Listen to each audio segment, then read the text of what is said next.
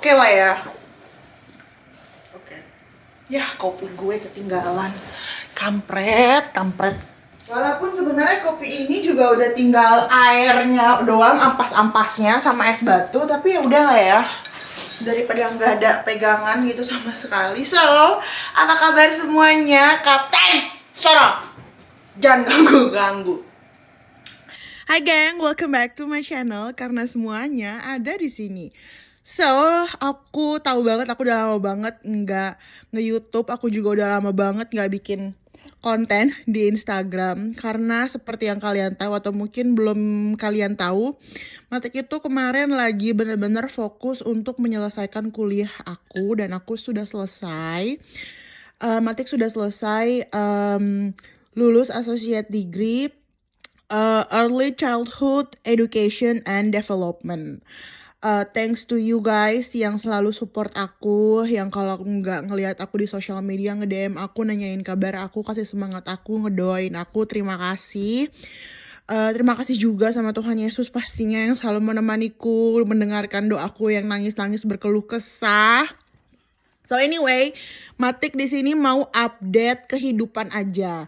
Setelah Matik lulus kuliah dan juga seperti kalian yang tahu atau mungkin yang belum tahu, Matik sekarang tuh kerja part time di daycare di sini di depan sekolahnya Kylo persis. Dari hari Selasa sampai hari Kamis jam 10 pagi sampai jam 5. Tapi puji Tuhannya mereka tuh enaknya tuh kalau misalkan kerja di luar negeri itu mereka tuh lumayan mengerti betapa sibuknya seorang ibu atau orang tua. Jadi aku tuh kerja part time dan bos aku tuh mengizinkan aku untuk jemput Kylo sekolah, anterin Kylo pulang ke rumahnya Lola karena selama aku bekerja tuh Kylen, ya ampun kapten, lu jangan ngunyah mainan terus dong. Elah, ngunyah berisik tau gak lo? Sebel banget gue. Terus jadi tuh selama aku kerja Kylen itu jadi gini, pagi-pagi aku siapin anak-anak sekolah, abis itu si Kylen, kan aku kan biasanya kalau udah siapin anak-anak sekolah aku jemput Kela sekolah. Jadi pas aku jemput Kela, aku ngedrop si Kylen di rumahnya Elva. Abis itu aku anterin Kylo dulu karena Kylo itu masuknya duluan. Aku anterin Kylo sekolah, abis itu baru aku anterin Kyle dan Kela sekolah. Abis itu aku pulang ke rumah, mandi aca ucu baru pergi kerja. Abis itu jam 2 aku keluar kantor untuk jemput Kylo. Anterin Kylo ke rumahnya Elva, abis itu aku balik lagi ke kantor. Terus aku pulang jam 5 sore. Kadang-kadang setengah 5 juga udah pulang sih, tergantung orang tuanya jemput anak-anaknya tuh jam berapa. Kalau anak-anaknya udah habis, ya aku udah boleh pulang gitu sebelum jam 5. Tapi rata-rata biasanya ya setengah 5. Aku tuh baru kemarin pulang jam 5. Biasanya setengah 5 juga udah kelar. Jadi tergantung orang tuanya jemput anaknya cepat apa lama gitu. Aku bersyukur banget sih punya pengalaman baru. Aku suka, sayang banget sama anak-anaknya yang ada di situ. Aku suka sama pekerjaan aku. Dan bersyukur juga bahwa bosnya tuh benar-benar sangat sangat peduli dengan karyawan-karyawannya, dalam artian kayak misalnya kemarin gitu ya ada badai salju gitu ya, aku kan punya aplikasi sama karyawan-karyawannya kan, kayak beberapa karyawan yang memang punya anak gitu ya nggak masuk kerja gara-gara kalau kamu tinggal di negara 4 musim, kalau saljunya itu tinggi banget atau cuacanya ekstrim banget dinginnya, itu sekolah pasti diliburin dadakan. Dan kalau misalkan anak-anak diliburin, kan gak ada yang jaga di rumah. Nggak semua orang punya support system kayak aku, dan lagian juga gue nggak akan tega membiarkan Lola menjaga 5 anak seharian gitu kan ya. Jadi aku dan beberapa karyawan yang lain yang ibu-ibu gitu ya, ya itu nggak masuk kerja. Dan juga bos aku tuh mengizinkan aku, misalnya Michelle kalau kamu mau masukin anak kamu di sini, anak pertama tuh gratis. Biasanya aku pernah juga kerja di daycare sebelumnya dan pernah beberapa kali interview sama daycare gitu ya. Biasanya mereka tuh tidak memberikan gratis. Jadi kalau misalkan lo memang kerja di daycare, lo mau anak lo itu masuk ke daycare itu biar lo bisa mungkin kerja full time gitu kan. Kan kalau misalkan aku kan nggak akan tega juga membiarkan Lola gue. Sebenarnya kalau misalkan gue mau full time bisa aja, gue tinggal masukin Kylan sama Kylo di daycare gue bisa gitu ya. Tapi kayaknya gue nggak setega itu deh untuk ninggalin Lola jagain Sky, Kylo, Kylan dari hari Senin sampai hari Jumat tuh kasihan. Gue kerja 3 hari aja Lola tuh mukanya tuh udah bete dan udah capek gitu. Sebenarnya bisa, anak pertama tuh gratis, abis tuh anak kedua dan seterusnya itu diskon 15% katanya gitu lah ya. Tapi gue nggak mau kerja ada anak-anak gue, dan update-nya Matik menemukan mimpi yang baru sih. Matik menemukan mimpi yang baru bahwa Matik abis ini Matik rencananya mau ngambil apa ya, kayak license bahwa gue tuh dipercaya negara untuk mengajar anak-anak gitu ya. Namanya CDA, nanti aku akan kasih tahu CDA itu apa. Aku pengen ngambil itu. Abis itu kalau ada cukup dananya dan kalau misalkan gue nggak berubah pikiran, gue pengen buka daycare di rumahnya yang mana, ataukah mungkin gue akan sewa ruko apa gimana, gue juga nggak tahu. Itu baru mimpi, masih berandai-andai. Bisa terjadi, bisa tidak, kita doakan sama-sama. Tapi pengen sih, karena banyak yang nanya juga di Instagram aku, Matik, apakah Matik nggak burn out di rumah ngurusin anak-anak, pekerjaan juga ngurusin anak-anak. Kalau lu passion sama sesuatu hal, lu pasti nggak akan burn out. Dan ngurusin anak orang sama ngurusin anak sendiri beda, say. Lu ngurusin anak orang, mungkin lu akan less burn out daripada lu ngurusin anak lu sendiri. Betul nggak? Betul kan? Betul. Terus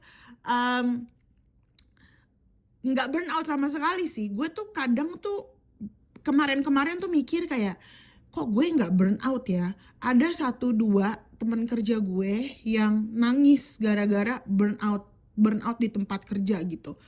Gue tuh kayak, dan aku kan ngobrol kan sama teman-teman kerja aku sekarang tuh masih dipindah-pindahin, masih kadang aku ngurusin preschool umur 3 tahun, kadang aku ngurusin preschool 4-5 tahun, kadang aku ngebantuin di kelas bayi, kadang aku ngebantuin di kelas toddler, kayak gitu-gitu lah ya. Masih belajar, dan enaknya tuh karena aku di daycare, jadi aku bisa belajar untuk mengatasi dan bisa menghandle berbagai macam usia. Nah, itu enaknya. Abis itu kan sebuah pengalaman juga ya. Abis itu nggak burn out sih. Kadang tuh aku mikir tuh kayak, ini 16 anak, kok nggak ada apa-apanya ya dibandingin ngurusin Kylan 1 orang. Nggak tahu anak gue yang bener-bener super ekstra atau guenya yang udah kuat gitu ya menghadapi anak-anak. Jadi kalau kalian mikir, tapi gue berpikir positifnya adalah, mungkin kita sekarang nggak tahu ya maksudnya Tuhan tuh kasih kita cobaan tuh kayak apa gitu ya. Tapi one day lo pasti bakalan tahu, oh ini loh ternyata Tuhan tuh kasih gue begini supaya gue bisa kayak sekarang. Ya itu yang gue pikirin. Oh pantesan ya Tuhan kasih gue postpartum depression sebegitunya. Kalau kalian follow aku udah lama, kalian pasti tahu cerita postpartum depression aku dari awal sampai hari ini. Susah senengnya gue ngurusin anak-anak, struggle-nya gue ngurusin anak-anak di luar negeri sendiri. Dulu kan Elva sama keluarga gue belum ada di sini, belum tinggal di sini, jadi gue bener-bener survive sendiri. Terus ya itu, supaya mungkin Tuhan tahu gue kuat banget gitu ya, jadi supaya gue bisa sekuat ini sekarang. Jadi gue menghadapi berbagai macam anak usia, berbagai macam karakter anak-anak, gue tidak burn out sama sekali geng. Setiap hari gue pasti akan melihat teman-teman kerja gue tuh kayak aduh aduh aduh, gue cuman yang karena gue sekuat itu geng. Itu puji Tuhan banget ya, itu terima kasih Tuhan Yesus sudah membentuk aku sekuat ini. Terima kasih anak-anak aku. Tapi aku pernah hampir nangis, bukan karena anak-anak, tapi karena perlakuan beberapa guru yang ada di sana. Seperti yang kalian tahu, gue tuh kalau ngurusin anak-anak gue bukan gentle parenting yang ngomongnya pelan-pelan. Enggak, gue tuh orang Batak yang kalau ngomong normal itu adalah suaranya toa gitu kan ya. Jadi memang aku tuh kalau ngomong sama anak-anak aku tuh yang emang suaranya gede gitu ya, kayak orang marah-marah gitu ya. Tapi banyak guru-guru di sana itu yang bener-bener teriakin anak-anaknya tuh sepanjang hari. Jadi tuh aku tuh waktu awal-awal tuh aku ngurusin kelas playgroup umur 4 sampai 5 tahun. Wah, itu guru-gurunya tuh bener-bener teriak dari awal sampai akhir kelas, bener-bener seharian. Kayak mungkin kalau dipresentasiin mungkin 80% tuh teriak-teriak. Hey, hey, hey, ya gue juga bisa teriak-teriak. Gue bilang sama temen gue, gue tuh kalau di rumah kayak lo persis gitu kan ya. Tapi beda mentalnya anak-anak kalau dimarahin sama orang tuanya sendiri sama kalau diteriakin sebegitunya sama orang lain gitu ya. Jadi tuh aku tuh kayak air mata gue udah di sini, say. Kayak gue bukannya gimana ya, tapi gue nggak sampai hati untuk marahin anak orang sebegitunya. Gue berani marah, gue akan berani mendisiplinkan di mereka. Tapi selama gue bisa ngomong sama mereka baik-baik, selama gue masih bisa eye to eye sama anak-anaknya, bisa dibicarakan baik-baik, ya gue nggak perlu teriak-teriak gitu. Ada pernah di mana apa sih namanya, leader gurunya itu harus ada kayak kalau di Indonesia tuh namanya bagi rapot gitu ya. Jadi Matik waktu itu seharian jadi pengganti leader guru di kelas playgroup umur 4 sampai 5 tahun. Yes, gue teriak-teriak tapi nggak seharian. Kalau misalkan semua anak di kelas itu kayak wow wow wow wow segala macam, kayak kita guru di Indonesia kita marah-marah kan, hey diam, nah gitu kan ya. Tapi itu mereka tuh bener-bener yang seharian dari pagi sampai sore, dan itu bikin pala gue pusing bukan gara-gara anaknya tapi gara-gara guru-gurunya. Jadi melihat dan aku sudah apa ya, ya kita kan sesama karyawan kadang kita ngegosip ya, si A sama si B sama si C gitu ngegosip. Nah karena gue anak baru, gue meresap nih semua gosip yang ada di sekitar situ. Jadi ada juga guru-guru yang lemah lembut atau mungkin tipe-tipe kayak gue, tipe-tipe kayak gue gitu ya, yang kalau misalkan selama lo masih bisa bicara dengan anak-anak tersebut dengan baik-baik, lo nggak perlu teriak-teriak gitu ya. Mereka bilang, Michelle, aku dikomplain karena aku terlalu lembut. Aku tuh guru bayi, Michelle. Aku tuh guru umur ngurusin anak 1 tahun, 2 tahun. Lu mau kayak galak kayak gimana? Gak bisa lu menghandle anak bayi sampai 2 tahun dengan lo samain dengan cara menghandle anak usia 4 sampai 5 tahun. Gak bisa, betul kan? Gue sih setuju, gak bisa. Dan karena aku melihat situasi anak-anak tersebut gitu ya, dan apa ya, ini juga mungkin tips buat kalian yang pengen masukin anak kalian di daycare, adalah kalian harus benar-benar melihat kondisi daycare-nya tersebut, karena anak-anak kalian akan ada di situ seharian. Jadi daycare aku tuh playgroundnya kecil banget, say. Kecil banget, mungkin kalau bisa diukur mungkin 4 meter kali 4 meter kali ya, bentuknya kotak 4 meter, atau mungkin 4 meter juga nggak nyampe, mungkin iya 4 meter lah, 3,5 sampai 4 meter. persegi gitu ya, persegi kotak, umur panjangnya 3,5 meter, lebarnya juga 3,5 meter sampai 4 meter sekitar segitulah, dan kecil banget. Em, dan juga lo harus lihat kondisi kelasnya seperti apa, mainannya seperti apa. Jujur, mainan yang ada di daycare gue itu mainan-mainan sudah lama, dan ada mainan-mainan kostum-kostumannya itu juga udah robek-robek. Ini juga kalian harus perhatikan ya. Produk mainannya bagus apa enggak, update apa enggak, say. Itu juga penting. Kadang-kadang gue banyak melihat mainan di daycare gue yang ini sebenarnya udah nggak layak, tapi kenapa masih ada? Kayak gitu loh, ngerti nggak? Dan lo juga mungkin harus dipertanyakan ya. Gue ngerti sih, nggak semua anak kan mainannya lemah lembut ya. Tapi ini juga penting sebagai provider ngurusin anak-anak, kita pentingnya untuk merotate mainan. Nah, mungkin kita juga ngelihat mungkin kalau ada mainan yang udah nggak layak pakai gitu ya, yang udah mati, yang udah rusak, ya dibuang aja gitu, ya dibuang. Ya itu tanggung jawab lu, tugas lu untuk memprovide mainan yang layak. Ya nggak usah mungkin mahal tahu beli mainan yang mainan baru, ya lu beli yang bekas tapi masih layak gitu ya. Pekerjaan berhubungan dengan anak ini harganya mahal di Amerika. Daycare itu biasanya tuh start dari 50 US dollar, tergantung kota kalian, tergantung state kalian di mana, tapi rata-rata tuh sekitar start 50 US dollar sampai 80 US dollar. Ada juga yang sampai 120 US dollar, tergantung di tempat kalian dimanapun, tergantung kota kalian, tergantung tergantung di mana kalian lah, kayak intinya gitu. Tapi mahal, dan juga tapi gaji karyawan itu kecil. Bener, gaji karyawan itu kecil, percaya sama gue. Abis itu apa ya, tapi ya juga nggak bisa disalahin karena kan beli mainan mahal. Tapi gue juga nggak ngerti ya, daycare di Amerika itu kita bayarnya mahal. Tapi ini juga salah satu tips, kalau misalkan kalian mau di daycare itu kalian harus aku nggak ngerti ya daycare di Indonesia itu kalau makan apakah di provide dari daycare-nya sendiri atau bawa sendiri.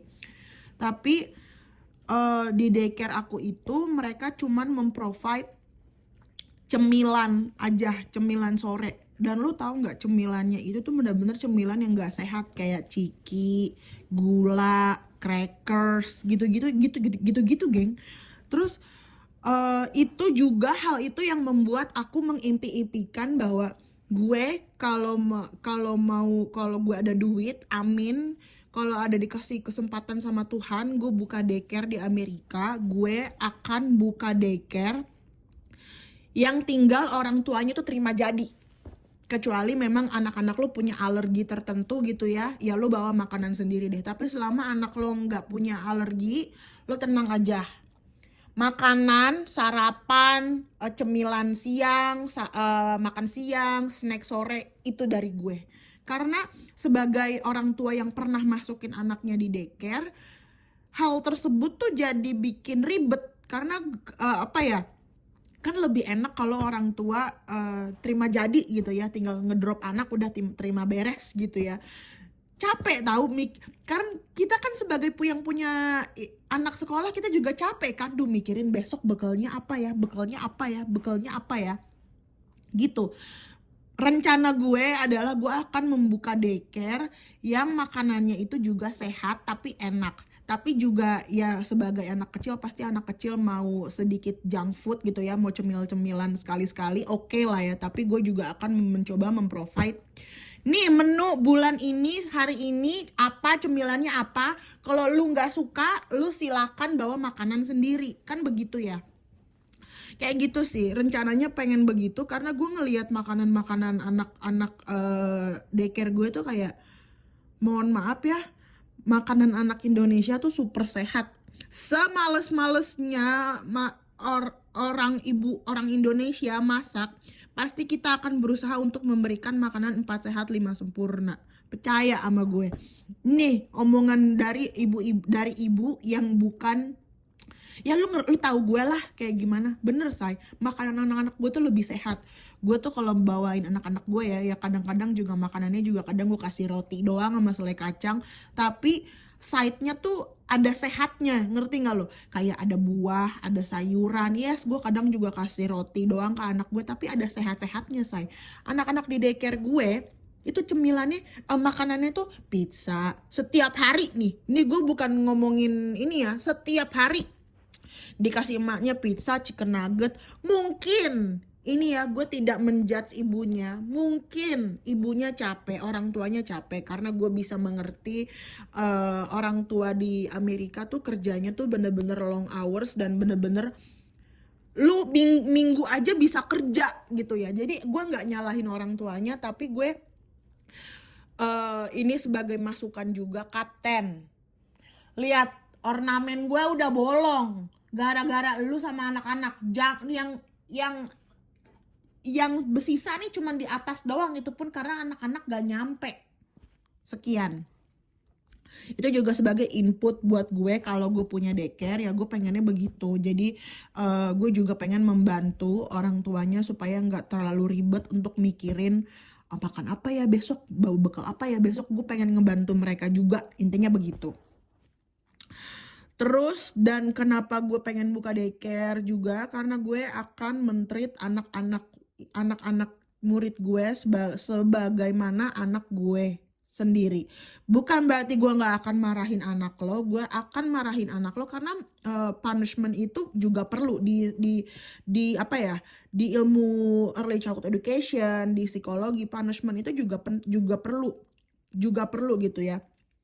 Tapi harus digarisbawahi, kalau lu terus-terusan melakukan hal tersebut gitu ya, misalnya lu mukul anak lu terus gitu ya, ya di pikirannya anak lu nanti, ya anak lu itu bisa berpikir bahwa oh ya nggak apa-apa mukul kayak ya gimana sih, kita kan sebagai orang tua yang apalagi generasi millennials ya yang sering dipukulin sama mama bapaknya gitu ya, kita berusaha untuk menjadi generasi yang lebih baik gitu ya. Gitu sih, gue agak nggak sampai hati gitu ya. Gue aja yang emang kerjaannya marah-marah mulu sama anak-anak gue nggak tega ngeliat anak orang yang menurut gue mereka tuh salahnya nggak fatal, tapi kenapa lu neriakinnya tuh bener-bener gini nih. Misalnya nih contohnya si Kyle sama si Kylo lagi berebutan mainan. Kalau gue teriaknya heh gitu-gitu kan ya, mereka tuh bener-bener teriak-teriak tuh yang kayak beneran marah-marah. Misalnya kayak Kylo say, gue yang kerjaannya marah-marah mulu ya say. Gue tuh kayak apa ya, marahnya mereka itu kayak marah gue lagi burn out banget. Nah itu gue yang nggak sampai hatinya gitu. Tapi ya itulah. Tapi ya mungkin gue juga nggak ngerti gitu ya. Gue bilang sama Tony, anak-anak di daycare gue tuh kebanyakan digituin, nggak dipukul ya, nggak dipukul, cuman dimarahin gitu doang. Katanya Tony, emang ibu-ibu Amerika tuh begitu, dia bilang gitu, emang ibu-ibu Amerika tuh begitu, selalu bilang nggak boleh, selalu bilang nggak boleh, selalu bilang nggak boleh. Ya gue nggak ngerti ya, gue juga masih belajar. Mungkin juga perbedaan kultur apa segala macem gitu juga. Karena kita kan juga kulturnya juga gini say, kalau kita di Indonesia, orang Indonesia tuh ramah-ramah kan, kayak di tempat kerja gue kita bisa cuek-cuekan, bisa nggak nyapa, kecuali sama ibu-ibu yang memang sudah berumur ya. Ada guru-guru yang mungkin sudah berumur sekitar 50 tahun. Itu kita tegur-teguran, ramah, mungkin tiap generasi beda-beda ya. Kalau guru-guru yang masih muda itu kita bisa lewat-lewat aja, dan bukan sama gue doang, sama semuanya, kayak lewat-lewat aja. Kayak lagi marahan. Tapi kalau kita duduk gitu ya, kita bisa kayak ngobrol kayak nggak ada apa-apa. Tapi sebagai orang Indonesia yang digituin, kita kayak anjrit sombong banget sih. Gitu-gitu kan ya, ih angkuh banget. Tapi itu pembelajaran aku sebagai mungkin orang Indonesia dengan orang bule tuh kulturnya beda kayak gitu-gitu. Orang Indonesia kalau misalkan ngasih barang pakai tangan kanan, kalau lu pakai tangan kiri dianggap nggak sopan. Tapi di Amerika pakai tangan kiri sama tangan kanan ya sama aja. Lu kalau misalkan lu beli ke restoran dia ngasihnya pakai tangan kiri juga itu menjadi hal yang biasa Nah gue juga nggak ngerti ya gitu ya, itu ya sebuah perbedaan kultur mungkin ya yang Matik harus pelajari. Tapi aku juga nggak mau menjadi apa ya, lupa bahwa aku orang Indonesia, jadi kita harus menjaga rasa sopan santun gitu ya. Ya begitulah geng, cerita update Matik ya, doakan saja kalau komen di bawah update kehidupan kalian seperti apa. Aku berusaha untuk membalancekan antara pekerjaan, masak, ngurusin rumah, habis itu ngurusin konten karena apa ya? Sekarang juga lagi musim dingin kan ya. Jadi anak-anak tuh bener-bener oh balik lagi. Yang tadi aku bilang, lo harus juga kalau lo mau cari daycare lo harus perhatiin mainannya yang tadi aku bilang, besar kecilnya ruangan tersebut, kurikulumnya. Apakah karena beberapa daycare ada yang memang kayak belajar.